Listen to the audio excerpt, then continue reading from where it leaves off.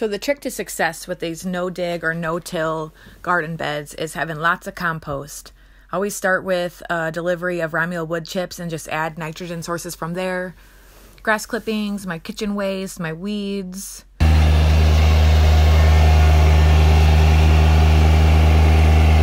in the compost. My compost is flipped and it is steaming. It is so hot in here.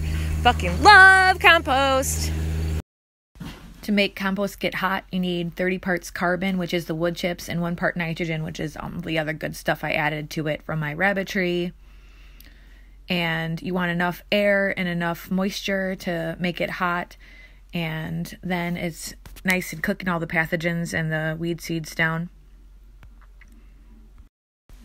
Then it just takes some time and worms working at it to get the job done. So my intention here is to build a lasagna style raised bed at the edge of my chicken coop so that I can grow gourds over the top. All this organic matter here. Leaves and grass clippings from a tree company. I've got coffee grounds and tea bags from a diner. And then I've got my compost that I've been building over the last year that mainly consists of rabbit droppings, wood chips, and coffee grounds, and just my kitchen scrap. Before I build this permanent raised bed here, I put down some chicken wire, so in case a predator decides to dig it up, there'll be at least some barrier. Gobble gobble.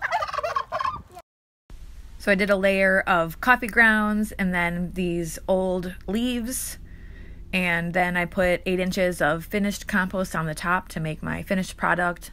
These beds are mounded up really high, but over the season they decomposed a lot and got way shorter.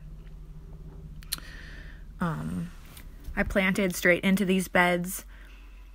I noticed that it had some yellowing of the leaves, and so we added some nitrogen pellets into it, and it seemed to be doing a lot better. It was a lot of shoveling and a lot of digging, but this was the healthiest part of my garden that I had.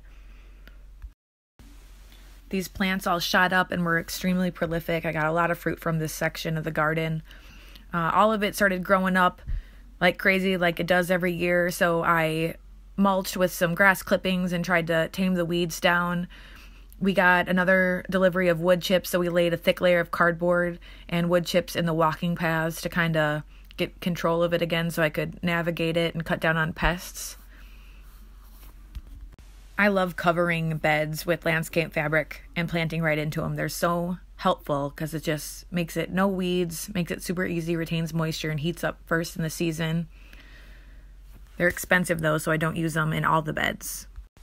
No dig and no till beds are a lot of work up front, but then they're a lot easier from there on.